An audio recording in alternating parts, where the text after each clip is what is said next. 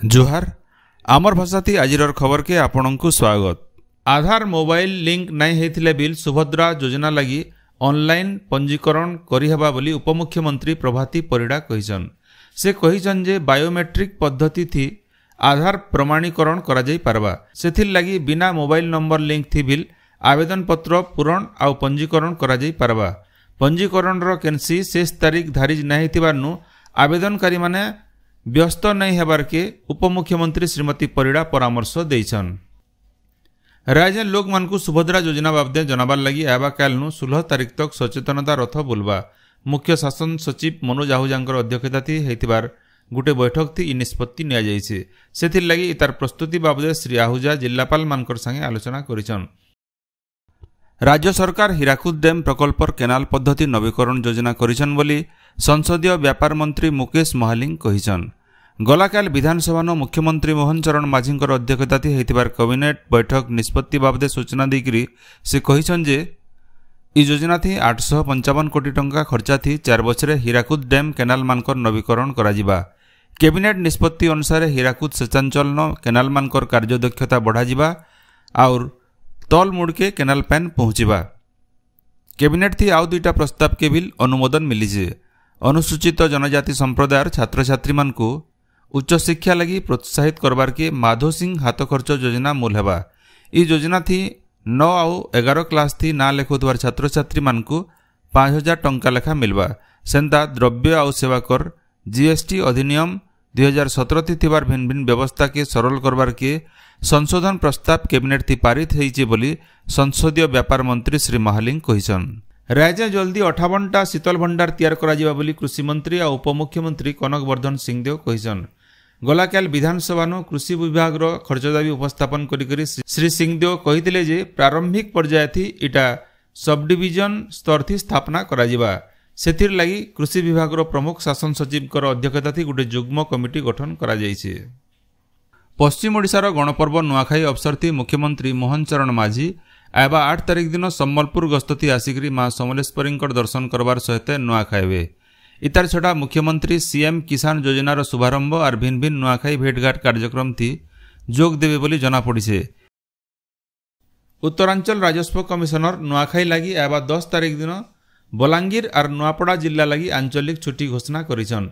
इतार आगुनु राज्य सरकार 9 तारीख के भी छुट्टी घोषणा करिछन। सेंतार नुआखाई लगी आबा 9 तारीख दिन ओडिशा हाईकोर्ट छुट्टी घोषणा करा जायছে। सुभद्रा योजना के नेकरी बरगढ़ जिलापाल आदित्य गोयल गलाकाल गोटे सांबादिक सम्मेलन जरियानो केन माने आवेदन करि पारबे से बाबदे सूचना देइछन। बरगढ़ जिल्लानो 3,83,737 परिवार थिबार बेले 5,08,887 फॉर्म प्रिंट हेकरी बंटा जाइछे। बरगढ़ जिलार 2,929 अंगनवाड़ी केन्द्र 371 मो सेवा केन्द्र और 1,051 जनसेवा केन्द्र नो आवेदन करबार व्यवस्था होइछे। 2,849 अंगनवाड़ी कर्मी और 107 जन सुपरभाइजर ई कामे नियोजित होइछन। लुकर सुविधा लगी सबु ब्लॉक मानके सुभद्रा हेल्प डेस्क खोला जाइछे बोली से सूचना देइछन। आवेदन पूरा महलिया हेबा और ई बाबदे केहनी जगह नो आवेदनकारी मानकनु पैसा निया जाउथबार जना पड़ले कड़ा कार्यानुष्ठान ग्रहण करा जिबा बोली जिलापाल श्री गोयल निर्देश देइछन। सियाडे सुभद्रा पोर्टाल रो साइट नाय खुलुथिबार नु बनिया लोग हैरान होतबार देखबार के मिलिछे। गलाकाल बरगढ़ जिलार बरगढ़ सहित अताबिरा भेडेन विजेपुर पाइकमाल झारबंद बरपाली भटली सोहेला अमाभुना गायसिलेट पदमपुर ब्लॉक और गाँ मानके थिबार जनसेवा केन्द्र और मो सेवा केन्द्र मानके सुभद्रा योजना थी आवेदन करवार लगी घंटा घंटा धरिकरी लाइन लगैथिले। गलाकाल दिन भर सुभद्रा पोर्टाल नाय खुलबार नु लोग माने निराश होइछन। मुख्यमंत्री मोहन चरण माझी भुवनेश्वर लोकसेवा भवन विद्यालय और गणशिक्षा विभाग तरफ मूल करा जाइथिबार स्वतंत्र पोर्टाल आम वृत्ति वेबसाइट लोकार्पण करिछन। पोर्टाल जरिए छात्र छात्री माने भिन्न भिन्न रकम कैरियर बाबदे सूचना पाई पारबे। इतार जरिए पाखापाखी 16 लाख विद्यार्थी लाभ पाइबे। सेंता मुख्यमंत्री श्री माझी उच्च माध्यमिक शिक्षा निर्देशालय तरफ तैयार होइतिबार शिक्षा ज्योति वेबसाइट के लोकार्पण करिछन। वेबसाइट थी जुक्त 2 शिक्षा बाबदे सब सूचना आउ एकाडेमिक कैलेंडर मिलवा। बरगढ़ जिलार भटली इलाकान गला 3 दिन हेबा 2 पट हाथी गाँ मानकु जाइकरी धान चाष और बायर व्यवसाय नुकसान करुछन। गलाकाल खरमुड़ा गाँन हाथी थिला बेले जंगल विभाग तरफु हाथी मानकु निघा रखा जाइछे। हाथी मानकनु धन जीवन सुरक्षा करवार लगी भटली ब्लॉक अध्यक्ष नित्यानंद प्रधान बरगढ़ डीएफओंकर संगे कथबार्ता हेछन। नुआदिल्लीर विज्ञान भवन होइतिबार जातीय शिक्षक पुरस्कार प्रदान उत्सव थी ओडिशार 2 जन शिक्षक राष्ट्रपति द्रौपदी मुर्मुंकरनु जातीय शिक्षक पुरस्कार ग्रहण करिछन। सेमाने हेले कलाहांडी जिला नर्लार जयदुर्गा हाईस्कूल शिक्षक संतोष कुमार कर और रायगड़ा जिला बिलेसु सरकारी हाईस्कूल शिक्षक द्विती चंद्र साहू। पुरस्कार बाबदे मानपत्र और नगद 50,000 टंका और रौप्य पदक दिया जाइछे। राज्य काम करुवार डाक्तर मानकर सुरक्षा के नजर थी रखिकी टास्क फोर्स गठन करा जाइछि बोली स्वास्थ्य मंत्री डॉक्टर मुकेश महालिंग कहिसन। विधानसभा ई बाबदे मुलतवी प्रस्ताव आलोचनार उत्तर देकर से कहिसन जे फी मेडिकल कॉलेज परिसर थी पुलिस आउटपोस्ट प्रतिष्ठा करा। महिला और शिशु अपराध क्षेत्र थी सरकार शून्य सहनशील नीति अपनाउछन। सीमांकर क्षेत्र थी घटुथिबार फी अपराधर विचार प्रक्रिया के जल्दी कराजिबार उपरे सरकार पदक्षेप नौछन बोली मंत्री श्री महालिंग कहिसन। गोड़भगा सारस्वत महाविद्यालयर 34 नंबर प्रतिष्ठा उत्सव गलाकाल हो जाइए। यह अवसर में प्रतिमा पालकर अध्यक्षता थी होइतिबार सभा थी रेंगाली विधायक सुदर्शन हरिपाल, सम्बलपुर विश्वविद्यालय उन्नयन परिषदर निर्देशिका संयुक्ता दास, सतलमा कॉलेजर अध्यापक लोकबंधु प्रधान जोग देकरी शिक्षानुष्ठान शिक्षक और छात्र छात्री भूमिका बाबदे आलोचना करथिले। भारतीय सेना बाहिनी नियुक्त होइतिबार पदमपुर सरईकेला गाँवर सीमा नायक ट्रेनिंग सारिक निजर गाँ के फेरीछन।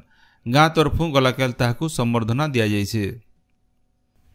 राज्य गला 5 वर्ष भितर 1625 जनकर चढ़क मराथी जीवन जाइछे बोली राजस्व मंत्री सुरेश पुजारी कहिछन।